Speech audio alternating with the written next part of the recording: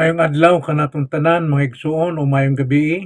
Salamat sa Ginoo aniya sa kita diha sa pagpadayon sa atong pagtuon sa pulong sa Dios. Ug atong padayon ang atong series nga pagtulunan diha sa Salmo 1. Na ako pangutana mga igsoon. Nga naman ang kabaw pagkahuman sa pagsabsab sa mga sagbot, mulingkod na siya og sige og usap, balik-balik siya usap sa iyang baba. Kini migsoon dili kini tinapulan nga buhat sa usa ka kabaw. Kini ang pamaagi aron makuha ang tanang sustansya gikan sa sagbot nga iyang nasabsab. Sa espirituhanon nga bahin, mga igsoon, daghang kanato ang mukaon sa pulong sa Dios sa matag Domingo. Apan dili nato kini pagausapon og pag-usab sa sulod o sa tibuok semana. Ang kalainan sa usa ka madasigon nga Kristohanon o sa usa ka luya nga Kristohanon dili kay anaa sa gidaghanon sa ilang nabasahan nga pulong sa Dios kundi sa gihimo nilang pag-usap o pagpamalandong niini. So mao kini maigsuon ang bersikulo 2 sa Salmo 1. Nahibaw-an nato nga kining Salmo 1 mao ni pultahan sa tanang mga salmo nga atong makita diha sa Book of Psalms. O kini naghulagway sa duha ka klase nga tawo, usa ka dautan ug usa ka bulahan. O kini nagtudlo kanato og duha ka dalan, dalan paingon sa kapildihan ug dalan ngadto sa kahimayaan. So atong balikon pagbasa ang atong Biblia sa Salmo 1, bersikulo 1 og ngadto sa 2. Nagaingon na igsoon.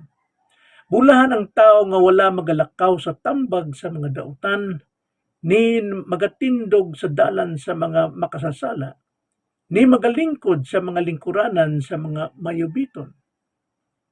Kundili anaa sa kasuguan ni Jehova ang iyang kalipay, og sa kasuguan niya nagapamalandong siya sa adlaw og sa gabi. Mao kini ang pulong sa Dios, magampo ta maigsoon.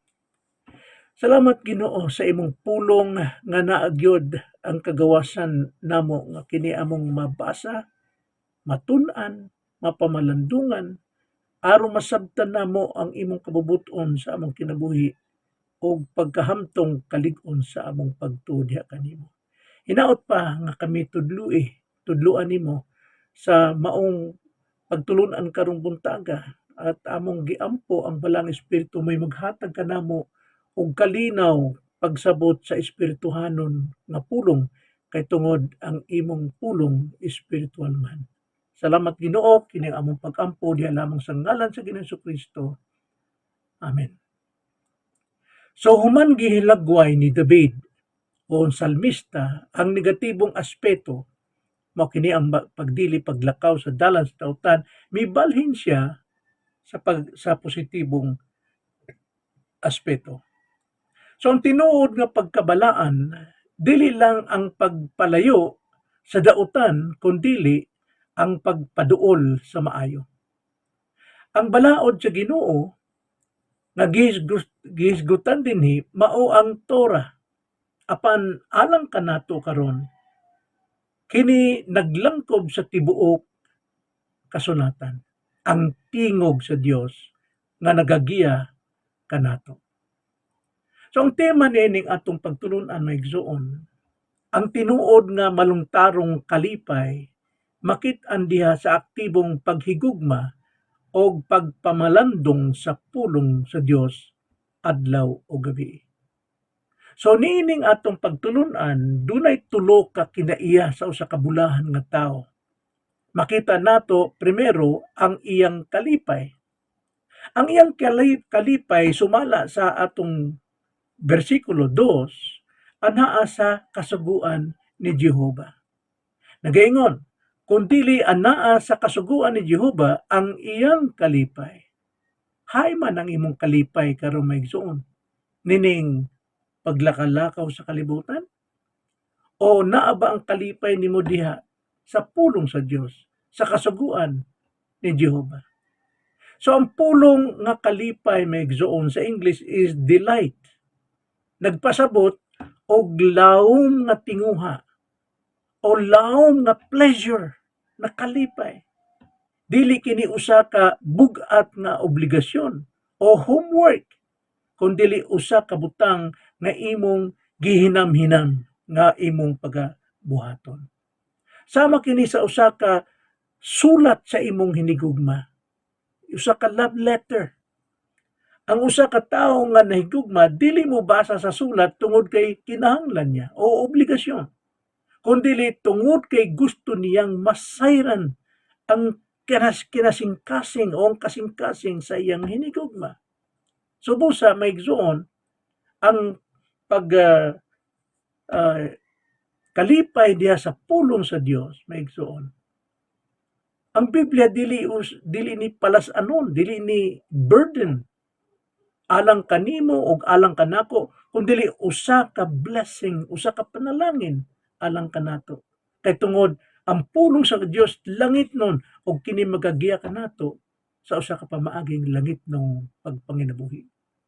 Kung wala kay kalipay sa pulong, pangayua sa Dios ang bag-ong ulihok sa bag-ong kasing-kasing kay tungod ang isa ka Kristohanon kita gianak pag-usab. Sumala sa Ezekiel chapter 36 verse 26 to 27, sa pagpakanak kanato pag-usab, gialisdan ng atong kasing-kasing og bago. Gialisdan ng atong espiritu og bag-ong espiritu. O ang atong kasing-kasing nga bantok, bato, gialisdan og unod aron kita makasunod sa iyang kabubuton.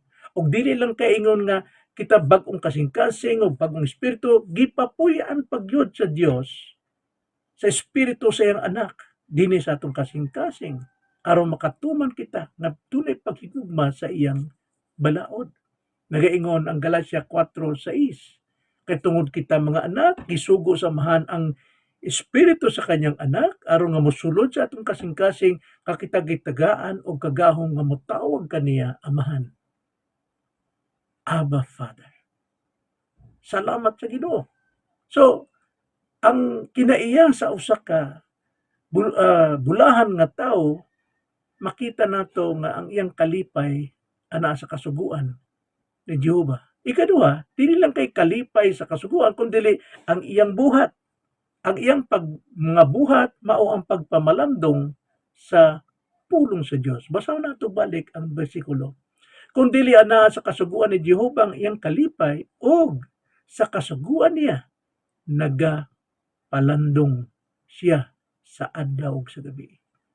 So makikita natin migsoon nga ang Hebrewanong pulong alang sa pamalandong haga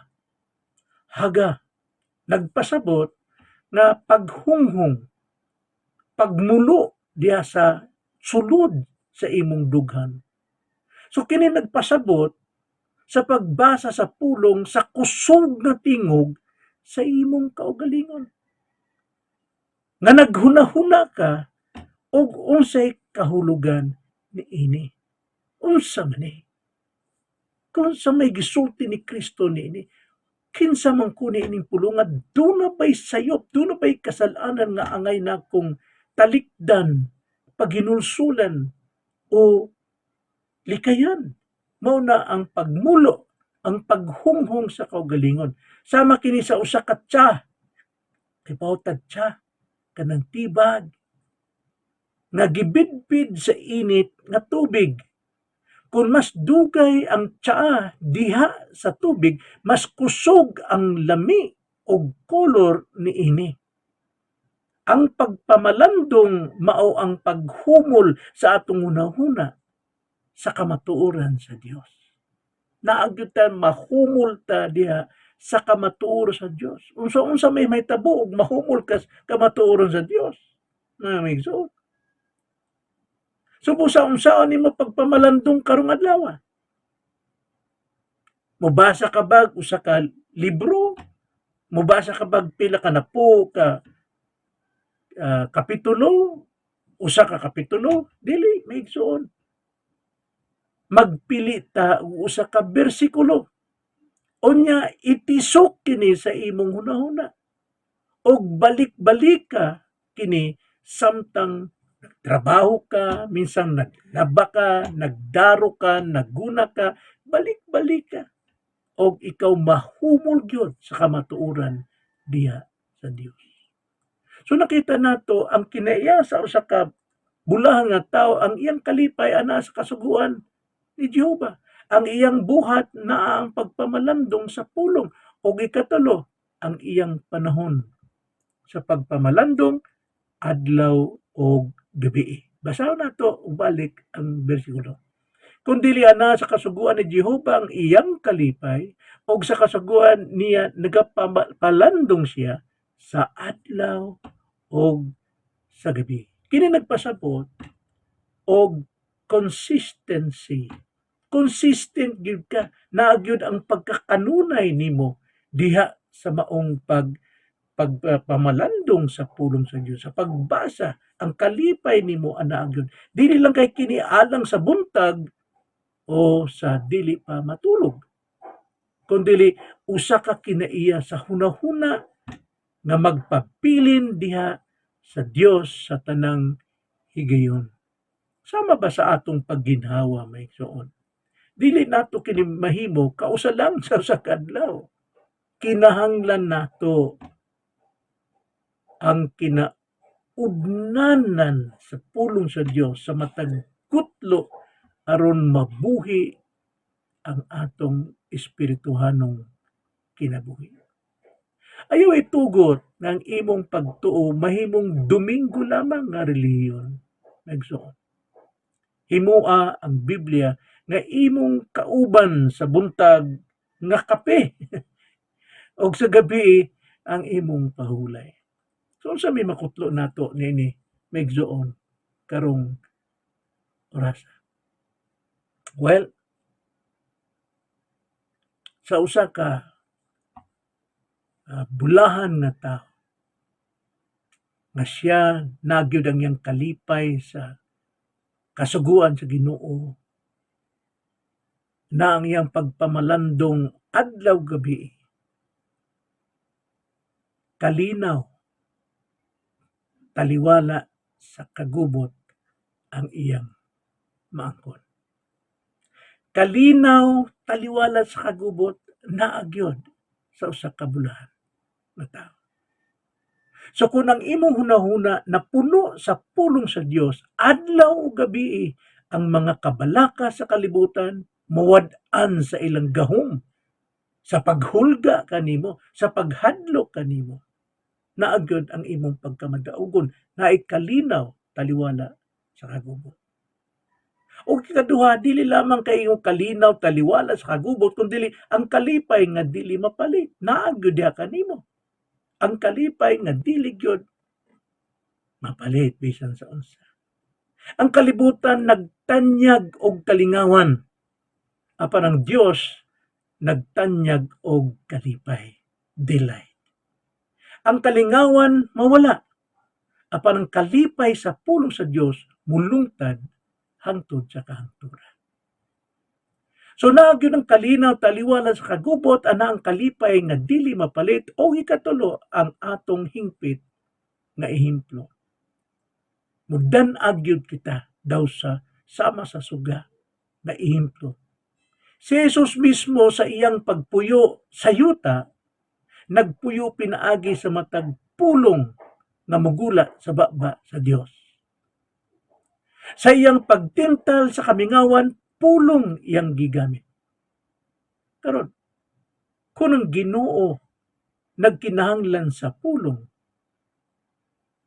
unsa pa kita? So aron nga ang pulong mo patik sa atong kasing-kasing pinaagi sa gugma, kinahanglan ang atong kalipay anaa gyud sa kasunuan.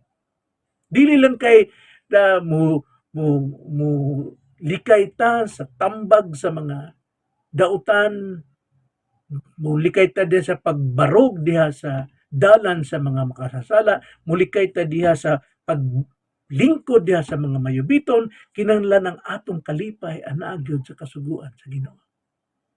Ato kining pamalandungan adlaw ug gabi. Amen. Kung kana atong pagabuhaton, bulahan ka. Igsoon, magampo ta. Dalaygon namong Amahan, salamat Lord nga mahimo dayo kaming bulahan pinaagi diha sa pakigugma sa imong pulong. Kini among kalipay, among pamalandungan, dili lang kausa kundi sa matag adlaw o gabi. Salamat Ginoo sa imong pulong. In Jesus' name. Amen.